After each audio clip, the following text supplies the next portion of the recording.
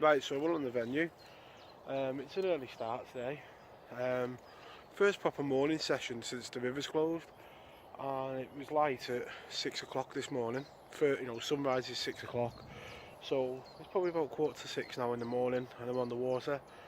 And what I've done is I've got my gear in the peg that we were in last week. I had a good idea where I want to fish, so I've got the gear in the peg, but I'm just having a look round for signs now. Little signs I can see, ripples coming out the shallows up there, so it says there's a few fish about where we were last week. But what I'm looking for is little signs of fish being about. So as we know, probably match fishing and carp fishing, I would say, are the extremities of gear.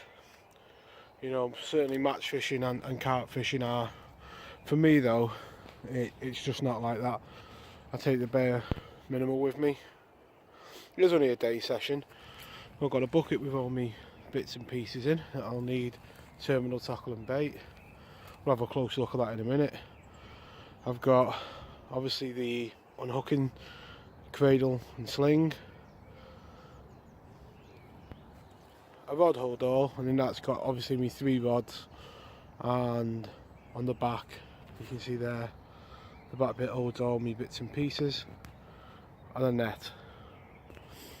And that's pretty much all I carry for this fishing. It enables me to stay mobile, and if I want to move, you don't feel like you've got a ton of gear to move.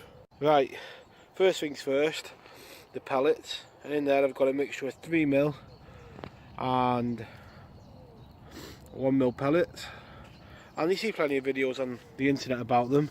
Basically, I always just fill a tub like that with a mixture.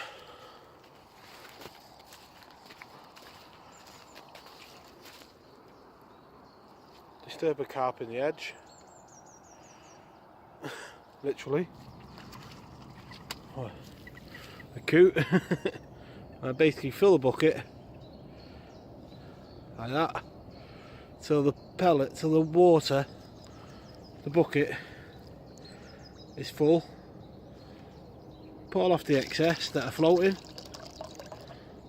and leave like about that much. So you basically got that much water over your pellets, so they're just covered like that. Go back where you're fishing, and there's a bit of colour in the water today, so I'm going to add some hemp oil to it. Don't need much. Obviously oil and water won't mix well. You just mix it round like that. And when it's in this state, obviously you need to get into it, and really for the pellets at the bottom I've got to get some of the water and the hemp mix, and I can smell that hemp already coming up.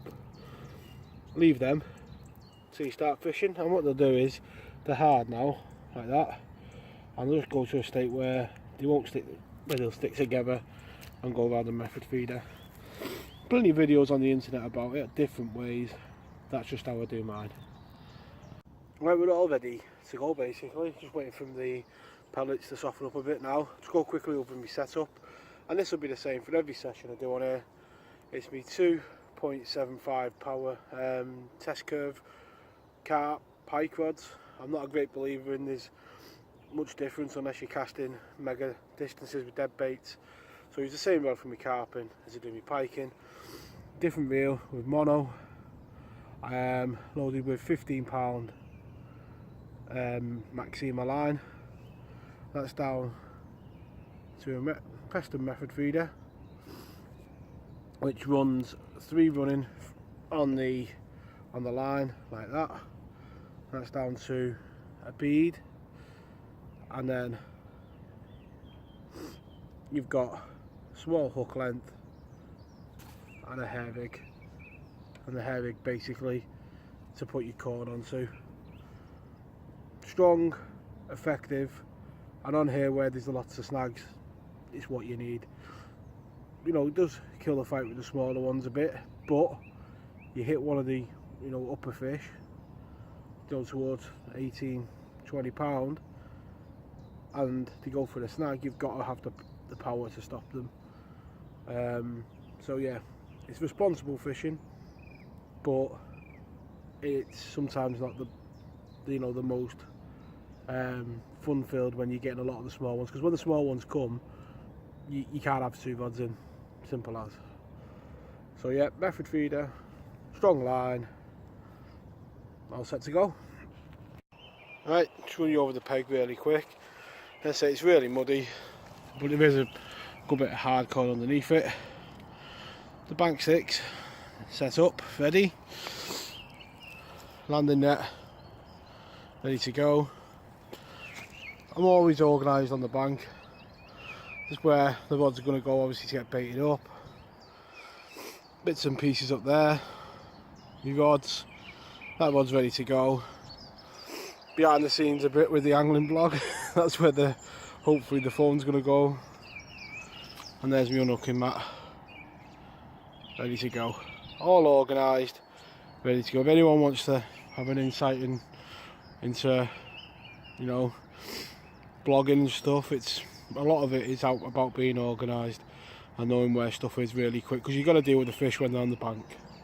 So yeah, that's the peg. Fishing wise, that's the swim. And I'm thinking about putting a bait over there on the bottom, so you've got the bread down the edge in case anything comes up, and obviously there's an option to put one down the edge there or over the far bank over there. And there's the finished bait, the second rod ready to go out. I don't bother using a mould or anything like that, I just use it, power in my hand, squeeze it together, put it on, squeeze it together again, and that's ready to go. So the first rod's been out about 5 minutes. I've not had any taps, but there's a lot of fish moving, so yeah, let's get to it. There's a carp already, only a small one, but as you can see, coming up for the bread. I think there's another one there.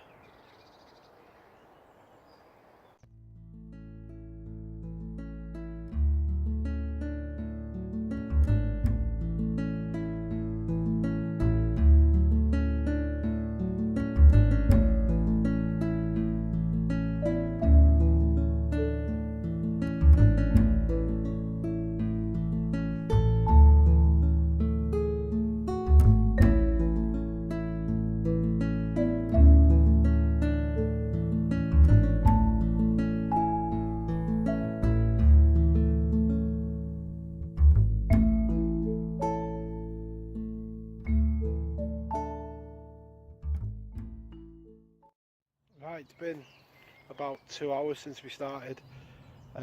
Lots of little taps on the rod, little like that. Almost as if it's like, I think it's roach. I don't think there's been any bream or carp in the swim really. Lots of little taps like that and no bites. The sun has just come out, and as you can see, you know, it's just come over the top of that tree now, and it's warm, and I cannot wait for that sun to come up. One, to warm my feet up, because my feet are like blocks of ice, but two, I think the fishing's going to be good today. Confident the fishing's going to be good. It's just going to take a while for them to start moving because of that overnight frost. It really has hit it. There's a lot of fish moving, but there's not a lot of fish, a lot of carp now.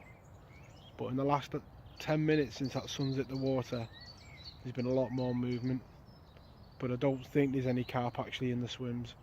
Just little taps, like as if it's small bream or roach. But yeah, once that sun gets on the water, I think, you know, action will pick up. Right, like I thought, wasn't carp in the swim. Just had literally finished that segment a second ago in the bream, and he's covered in spawning spawning nodules on his head. He's fighting more now than he did in the water. A little small bream.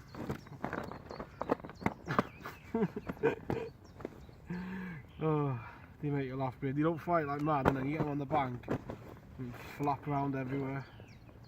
I'm gonna calm down for a second, come on, mate.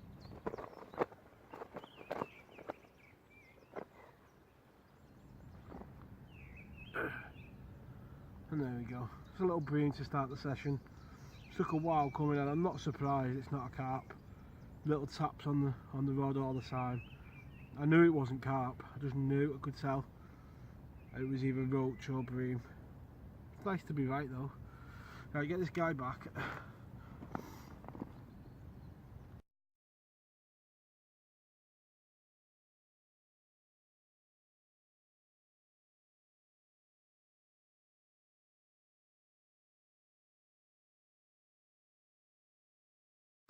Right, as you can see, the sun is out.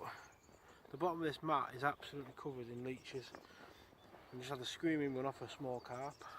So it's only a small one, I say, but not a sign of little carp. Didn't half scream off, but as soon as that sun now has come over the swim, yeah, to start anyway. It took 3 hours of just messing around, little taps here and there, but eventually the rod's gone off. Right, we'll get the little guy back now. Keep him out too long. I say the smaller they are, the harder they are to hold. Anyway, we'll get him back.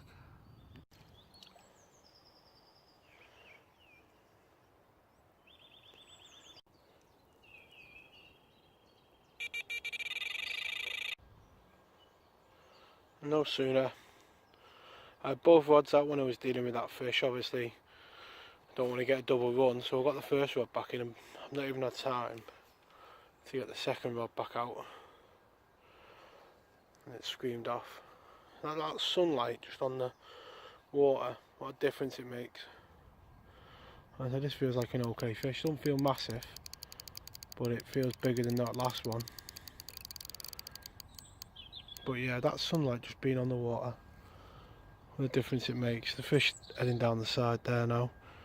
Anyway, I'm going to try and get the guy in and hopefully see you on the unhooking mat with him. Right, both rods out of the water, I'd say. Lovely common. Behaves about £8. It screamed off. I didn't have a chance to get the second rod in. And that's what it can be like sometimes. You get the tactics right. And yeah, 2 runs in about 10 minutes. Anyway, one last look. We'll get this guy back now. Well, since them 2 carp really quick, it's gone really quiet. A lot of people have arrived and it's quite busy now. And so this bream's just showing up. Just going to go knock him in the net and get him straight back. Get the rod back on the spot. I want to say it's been a weird type of day really. Yeah, I thought with them 2 carp it had gone from strength to strength, and really it's gone a bit backwards, to be honest with you. Hopefully this water keeps warm and the carp will come on. Right, so back in the car. What a weird day. It started off just 3 hours of nothing. It was freezing cold, my feet were like ice, and then the sun come on the swim and I had 2 carp in about 5 minutes, and I thought, well, this is it now, get going. And then the whole place packed out big time and you just couldn't get a bite. I had a couple of bream and I've never seen that many people on it, to be honest with you. First warm weekend, it's going to be hard. Last year I did okay on it, but it's going to be hard this year, I think. I think the fish are going to be pressured, and certainly the better fish, even the, normally you'd come on in and get a couple of runs. It's a hard, but we are in transition. We're in a transition stage, aren't we? So is it a case of the water's still cold and it's warm, the air's still warm? Time will tell, but it wasn't how I thought it was going to go. I thought it'd get warm and then the bites had come. But yeah, that's fishing, isn't it? I might go out again in the morning, give it a go. If it's freezing cold, I won't be trying this again because it's just not worth the effort. But yeah, that's the fishing for this week. That's the fishing for this week. That's just the way my blogs are. Unfortunately, they are true. When we get it, you know, that's my thinking on it. When you see people who post big fish, big fish, big fish all the time, there's no story to it. There's no backbone to it. There's no adventure to it. But when we get this fish, or we get a couple of the nice fish, this is a stepping stone along the way to the journey. And that's how I look at it. And that's why from the start of doing my written blog, that's the way I always do my blogs. Blog about everything. If you blank, if you don't catch, if you cast up a tree, if you catch a gudgeon. I've been ridiculed for blogging about a gudgeon before now, but that's just the way it is. And yeah, when we get the fish, it will be a journey to get it, won't it? And this is part of it. So tight lines if you're out on the bank this weekend, and please like and subscribe for more content, and I'll catch you later. Okay, tight lines.